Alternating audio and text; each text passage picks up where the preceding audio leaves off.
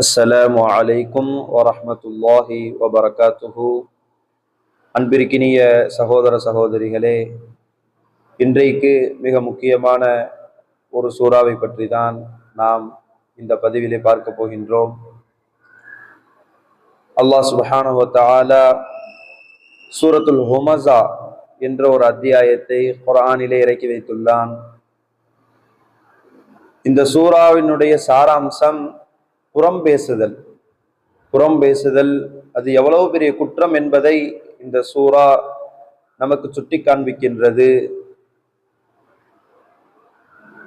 அருமைக்குரிய சகோதர சகோதரிகளே, இன்றைக்கு நாம் நமக்கு மத்தியில் ஒரு சர்வ சாதாரணமாக செய்யக்கூடிய ஒரு பாவம்தான் புறம் பேசுதல் என்பது ஒருவருடைய குறையை, ஒருவரிடம் உள்ள ஒரு குறையை அவர் இல்லாத சமயத்தில் மற்றவரிடம் பேசுவது. இது மிகப்பெரிய ஒரு பாவம் என்பதைத்தான் அல்லாஹ் இந்த குர்ஆனிலே, இந்த அத்தியாயம் சூரத்துல் ஹுமஸா என்ற இந்த அத்தியாயத்திலே சுட்டி காண்பிக்கின்றான். நாமெல்லாம் நமக்கு மத்தியில் இது ஒரு பாவம் என்று ஒரு நினைப்பே இல்லாத ஒரு சூழ்நிலையில்தான் இந்த பாவத்தை நாம் என்ன செய்து கொண்டிருக்கின்றோம்.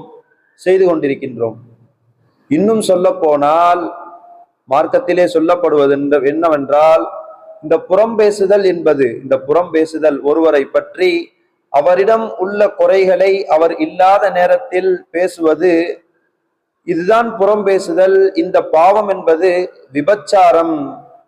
விபச்சாரம் செய்வதை விட மிக கடினமான பாவம் என்பதாக சொல்லப்படுகிறது. காரணம் என்னவெனில், ஒரு நபர், அல்லாஹ் பாதுகாக்க வேண்டும் நம் அனைவரையும், விபச்சாரம் செய்துவிட்டால் ஒரு நபர், அவர் நேரடியாக இஹ்லாசான முறையில் உள தூய்மையுடன் தௌபா செய்துவிட்டால், பரிபூர்ணமான உண்மையான கவலையுடன் நஷ்டத்துடன் அவர் தௌபா செய்துவிட்டால், பாவ மன்னிப்பு தேடிவிட்டால், அல்லாஹ்வினுடைய விருப்பப்படி அது மன்னிக்கப்படுவதற்கு வாய்ப்பு அதிகமாக இருக்கின்றது. ஆனால் இந்த புறம் பேசுவது சம்பந்தமான பாவத்தை பற்றி வருகிறது. யாரை பற்றி நாம் புறம் பேசினோமோ, யாரை பற்றி அவருடைய குறைகளை அவர் இல்லாத நேரத்தில் நாம் பேசினோமோ, அந்த நபர் மன்னிக்காத வரையிலும் அல்லாஹ் நம்மை மன்னிக்க மாட்டான்.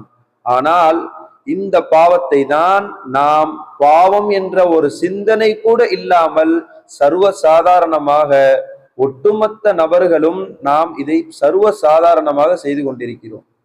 அவ்வளவு கடினமான பாவம் தான் இந்த புறம் பேசுதல். அல்லாஹ் இந்த புறம் பேசுதல் சம்பந்தமாகத்தான் இந்த அத்தியாயத்தை இறக்கி வைத்துள்ளான்.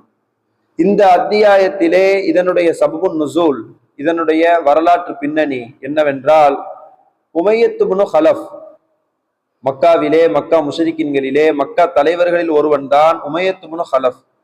இந்த நபர் தான் நபி ஸல்லல்லாஹு அலைஹி வஸல்லம் அவர்களை பார்க்கும் பொழுதெல்லாம், நபி ஸல்லல்லாஹு அலைஹி வஸல்லம் அவர்களை பார்த்து விட்டால் நபியை பற்றி புறம் பேசுவான், நபியை திட்டுவான். அந்த சமயத்தில் இவனுடைய விஷயத்தில் தான் இந்த சூரா, இந்த அத்தியாயம் இறக்கி அருளப்பட்டது என்பதாக நாம் ரிவாயத்திலே பார்க்கிறோம்.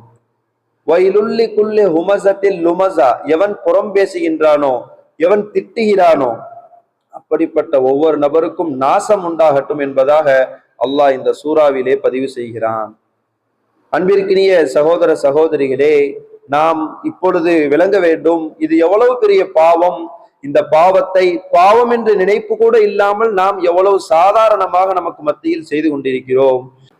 அன்பிற்கினிய சகோதர சகோதரிகளே, இன்னும் சொன்ன போனால், இந்த பாவத்தை, புறம் பேசுதல் என்ற இந்த பாவத்தை அல்லாஹ் தன்னுடைய திருமறையிலே சூரத்துல் ஹுஜராத் என்ற அத்தியாயத்திலே வேறு விதமாக சொல்லி காண்பிக்கின்றான்.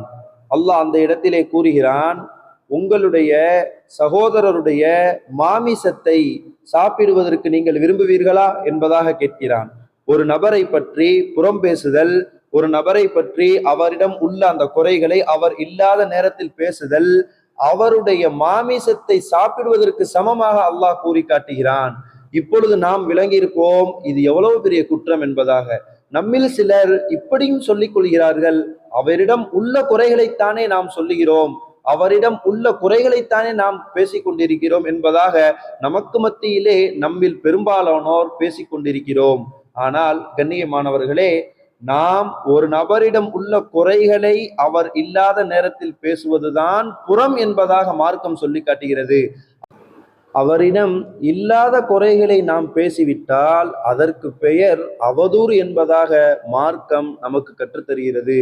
ஆகவே நாம் இது போன்ற புறம் பேசுதல் சம்பந்தமான அத்தனை விதமான பாவங்களை விட்டும் உடனடியாக நாம் விலக வேண்டும். இதற்கு முன்பாக நாம் யாரை பற்றியாவது யாரிடமாவது பேசியிருந்தால் அவரிடம் உடனே மன்னிப்பு கேட்டு அல்லாஹ்விடம் தௌபா செய்ய வேண்டும். அல்லாஹ் சுப்ஹானஹு வ தஆலா இது போன்ற பாவங்களை விட்டும் உங்களையும் என்னையும் அல்லாஹ் பாதுகாத்து நற் அருள் புரிவானாக. கண்ணியமானவர்களே, இது போன்ற குர்ஆன் சார்ந்த பதிவுகளை கேட்பதற்கும் பார்ப்பதற்கும் நம் சேனலை சப்ஸ்கிரைப் செய்து கொள்ளுங்கள். அல்லாஹ் போதுமானவன். அஸ்ஸலாமு அலைக்கும் வரஹ்மத்துல்லாஹி வபரகாத்துஹு.